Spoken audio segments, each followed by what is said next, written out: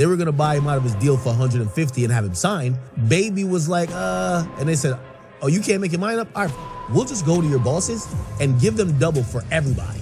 And they bought the entire 300. What if I told you being loyal cost LilBaby $150 million, and the person who took that money was the same man who helped put him on? Yeah, let that sink in, because this isn't just a rap story. This is one of the coldest business betrayals hip-hop has ever seen.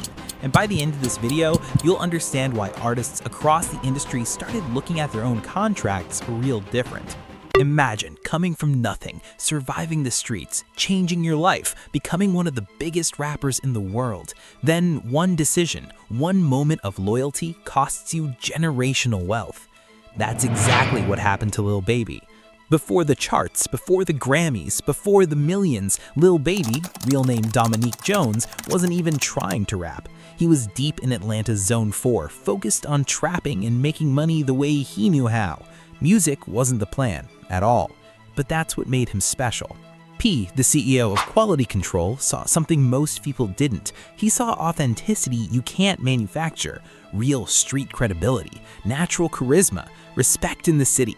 All Baby needed was a lane. So P pitched him a way out.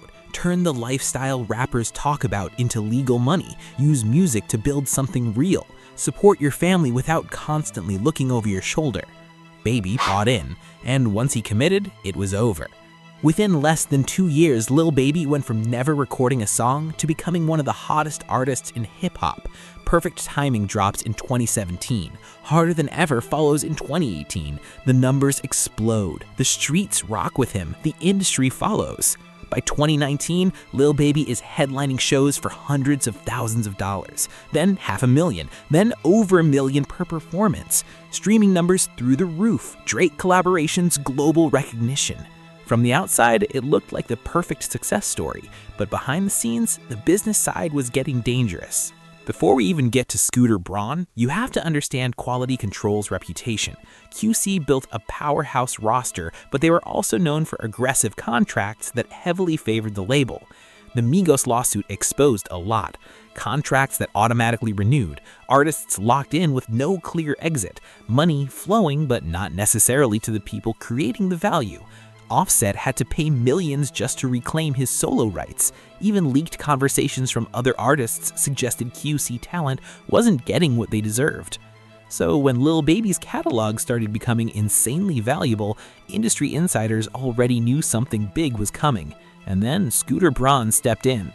In 2021, Scooter identified LilBaby's catalog as one of the most valuable assets in hip-hop. The offer was simple and insane at the same time. $150 million. Straight up, life-changing money, generational wealth, the kind of deal artists dream about. But here's the part that changed everything. LilBaby said no, not because he didn't want the money, but because he didn't want to go behind P's back. He told Scooter's team he couldn't even take the meeting without involving his CEO. He called P his real homie. He didn't want to move shady. That decision tells you everything about Baby's character at the time. But while Baby was choosing loyalty, P was choosing leverage. Because behind the scenes, P was already talking to Scooter's team, and instead of negotiating a deal that benefited both of them, he saw a bigger opportunity. Scooter came back with a new offer, not $150 million for Baby's catalog, $300 million for the entire QualityControl. Here's the part that makes this hurt. Scooter didn't want QC. According to leaked phone calls, his main interest was LilBaby's music. The $300 million offer was essentially paying double just to secure Baby's catalog. And P took it. Every dollar. LilBaby got nothing. No cut, no warning, no loyalty returned. In the leaked calls, P is heard explaining how Baby refused to meet with him, so Scooter went around Baby and bought the whole label instead. He even admits Baby deserved something, but structured the deal so QC ownership got everything. Think about that. Baby turns down $150 million out of loyalty, and P cashes out for $300 million behind his back. When those calls went public, everything changed. LilBaby and QC unfollowed each other on social media, and in the music industry, that's not just personal, it's a statement. Behind the scenes, Baby's team began exploring legal options, but the contracts made it hard. P had technically played within the rules. Ethically though, that's another conversation. Baby didn't just lose money, he lost trust, he lost a mentor, he lost what he thought was a partnership, and the industry was watching closely. This situation sent shockwaves far beyond LilBaby. Artists everywhere started asking questions. Who owns my catalog? Who controls my masters? What does loyalty really mean in this business? Lawyers started using this situation as a case study because it proved something brutal but real. Talent creates value. Ownership controls outcomes. LilBaby created a catalog worth $150 million, but because of how his deal was structured, he had no say in what happened when outside buyers showed up. Fans and artists rallied behind Baby. Most people saw this as what it was, a betrayal, not just a bad business move, but a violation of trust. When you step back and look at the full picture, this becomes one of the most shocking stories in hip-hop history. LilBaby stayed solid, P cashed out. Loyalty cost $150 million, betrayal earned $300 million, and that's the real lesson here. In this industry, loyalty without protection is dangerous. Respect without ownership is risky, and trust without paperwork can cost you everything. If this story made you think, make sure you subscribe and hit that notification bell. We're going to keep breaking down the stories that expose how the music industry really works. This part right here is where everything connects, and it's why none of this happened by accident. Because the LilBaby situation didn't come out of nowhere. It fits a pattern. Let's talk about those distribution deals and why the Migos lawsuit mattered so much. According to the lawsuit, the Migos contracts were structured so that as long as QC had a distribution deal, the artists' contracts automatically renewed. That sounds harmless until you realize what it really means. It meant the artists could never truly leave. No clean exit, no reset, no renegotiation from a position of freedom. The label stayed locked in, the artists stayed locked in, forever. That alone is dangerous, but the most damaging allegation wasn't even about length, it was about money. The Migos claimed they generated hundreds of millions in revenue, but only saw a small fraction of it because of how the deals were structured.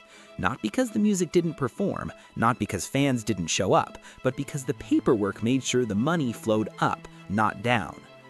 And then there was the part that made industry insiders shake their heads, but not in surprise. The lawsuit alleged that the same lawyer who negotiated the Migos contracts also worked for QC. Think about that. The person who's supposed to protect the artist's interests was allegedly tied to the label benefiting from the deal. That's not just aggressive business, that's a conflict of interest. And the reason insiders weren't shocked is because QC already had that reputation. They were known as shrewd, calculated negotiators who structured deals to maximize label profit, even if it hurt artists long term. This wasn't just about Migos. Offset had to pay millions of his own money just to reclaim his solo rights. Young Thug, in leaked calls, talked openly about QC artists not making what they should have been making compared to how successful the label was.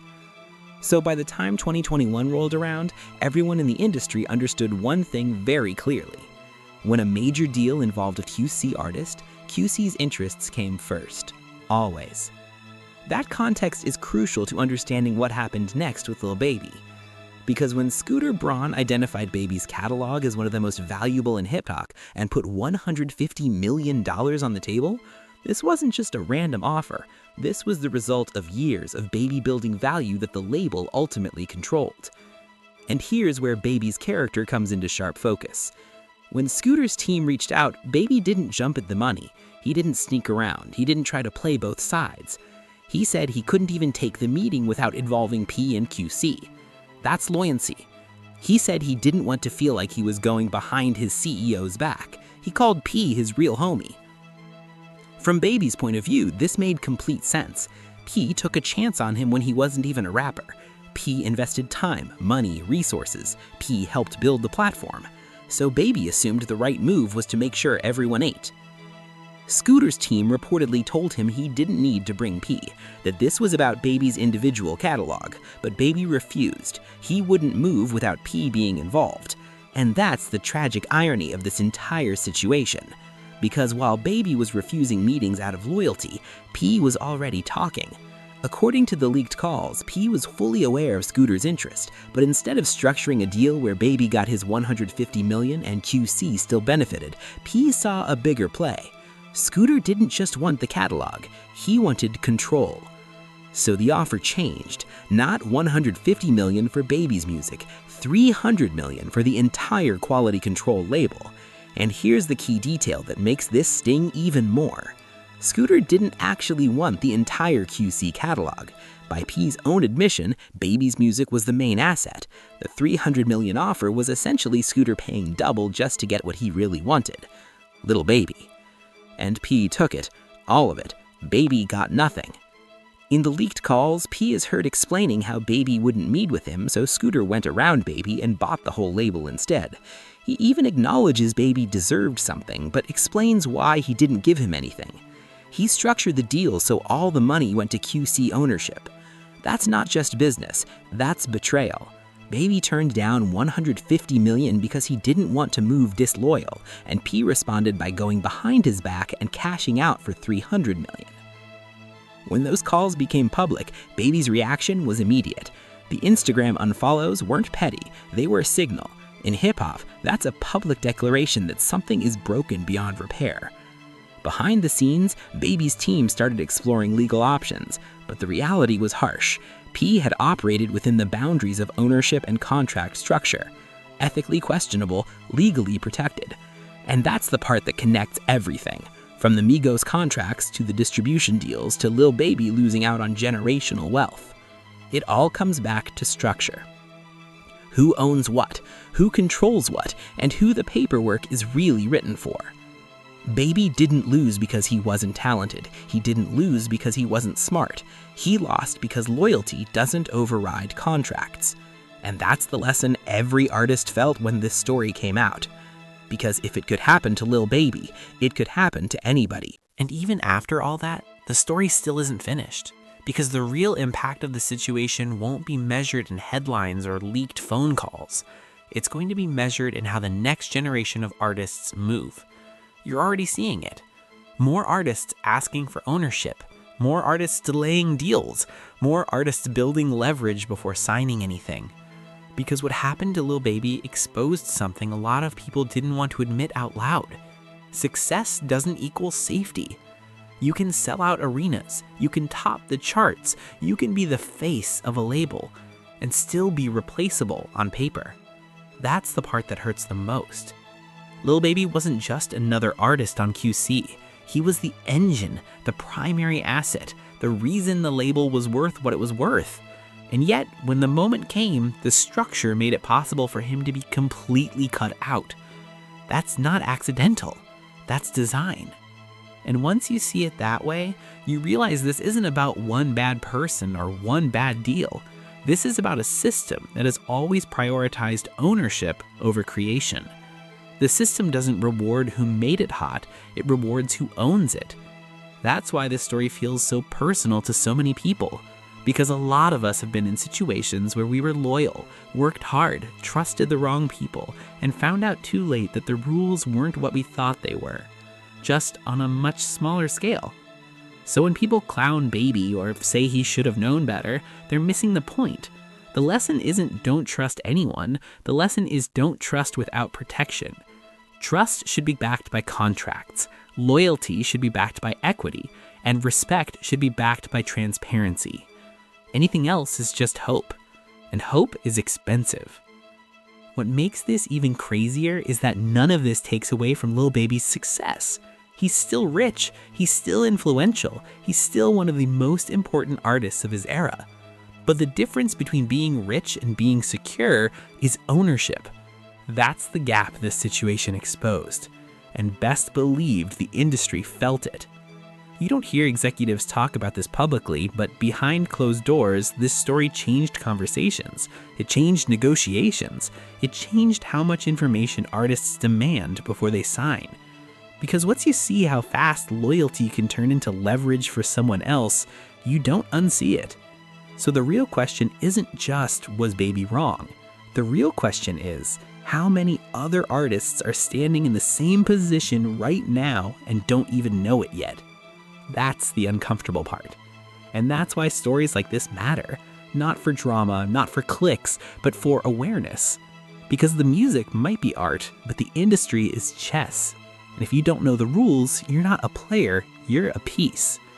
We'll keep breaking these stories down, we'll keep pulling the curtain back, and we'll keep talking about the parts of the industry most people don't want you to understand.